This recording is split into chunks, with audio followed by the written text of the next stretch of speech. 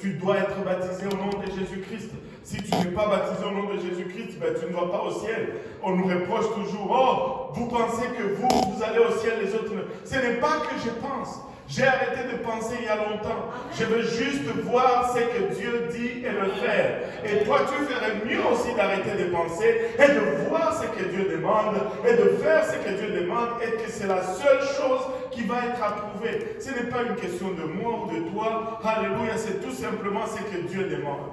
Si ce n'est pas ce que Dieu demande, ça ne va pas marcher. Allez demander à Caïn. Il va vous expliquer. Allez demander. Ça ne marche, si on ne fait pas selon ce que Dieu demande, ça ne marche pas tout simplement.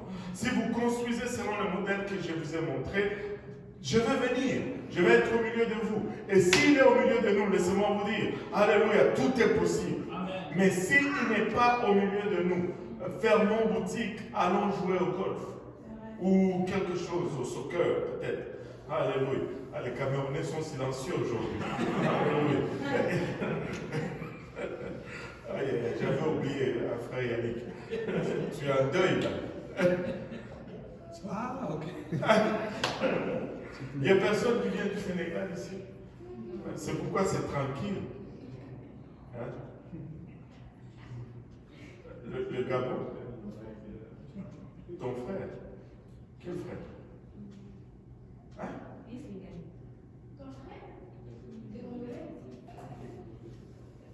Bon. On va s'expliquer après. On va s'expliquer après. Alléluia. Les Camerounais sont silencieux aujourd'hui. Les Sénégalais. Apparemment, les Sénégalais se sont vengés parce que le Cameroun avait gagné au Sénégal ou quelque chose. En tout cas, je ne me rappelle plus. Enfin, je ne sais plus. Parce que maintenant, je n'ai que des échos de ces choses-là.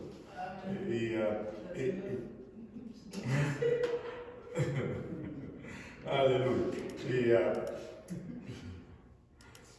Revenons à... Si nous ne le faisons pas selon ce que Dieu demande, c'est une perte de temps. Allons faire autre chose. Amen. Avant qu'on salisse encore. Allons faire autre chose au lieu de passer le temps. Mais nous devons chercher à faire comme Dieu demande. Vous savez, laissez-moi vous dire, vous les enfants de Dieu, là, vous qui avez...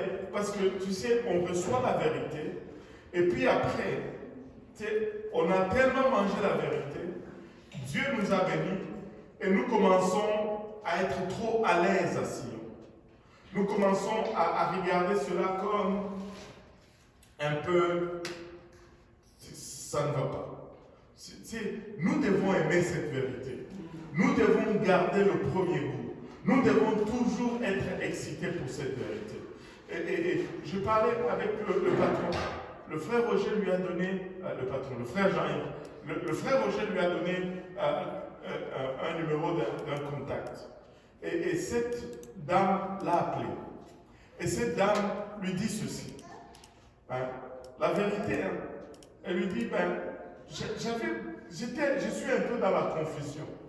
Il dit, bon, c'est quoi le problème? Il dit, je vais à telle église, mais quand je lis ma Bible, au moins quelqu'un qui lit sa Bible, elle dit ceci, quand je lis ma Bible, il me semble que Dieu veut que nous soyons habillés modestement, que nous ne nous maquillons pas, qu'une femme doit porter des jupes, elle énumère toutes les choses de la sanctification. Et puis elle dit, mais quand je vais en parler à mon pasteur, il me dit, non, ça c'est pas ça, parce que Dieu regarde seulement au cœur. Il dit, je ne comprends pas. Et là, le frère Jean-Yves lui dit, en tout cas, à te dire la vérité, moi-même tu m'as mis dans la confusion, parce que d'habitude c'est le contraire, c'est moi qui pousse pour ça.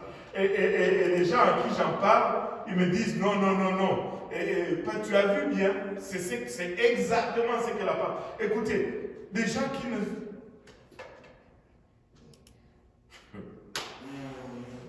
Ils ne sont même pas dans toute la vérité. Ils sont en train de le voir. Ne laissez pas cette parole être vraie dans votre vie, que le premier seront le dernier, et le dernier seront le premier. C'est accrochez-vous à cette doctrine. Accrochez-vous à la vérité et vivez-la pleinement et avec joie. Pas comme une contrainte. Si c'est une contrainte, laisse. Tu peux vivre comme tu veux. Mais ça là, et je vais revenir. Je me garde beaucoup trop aujourd'hui. Je vais revenir.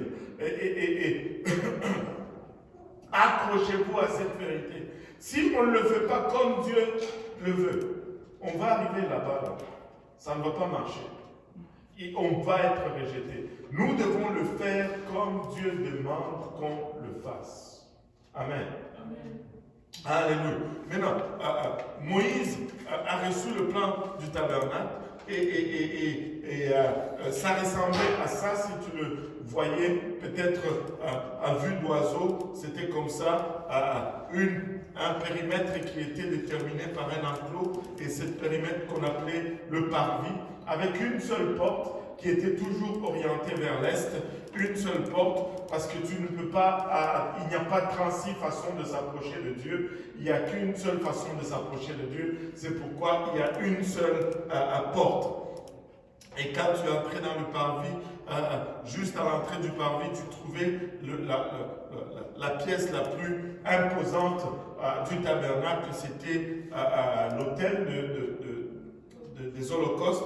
Je pense que voilà. C'était l'autel des holocaustes. Et après l'autel des holocaustes, si tu avançais vers la tente, on appelait ça la tente d'assignation. Alléluia. Et juste entre l'autel des holocaustes et la tente d'assignation, il y avait la cuve d'airain. Et après la cuve d'airain, il y avait la tente d'assignation. Et quand tu entrais dans la tente d'assignation, elle était divisée en deux. Une partie qui était le 2/3, qu'on appelait le lieu saint, et une autre partie qui était le 1/3, qu'on appelait le saint de saints. Et dans la première partie, il y avait 3 fournitures, l'autel de parfum sur lequel on brûlait l'encens, et le chandelier à 7 branches, le chandelier d'or à 7 branches, qui était la seule source de lumière dans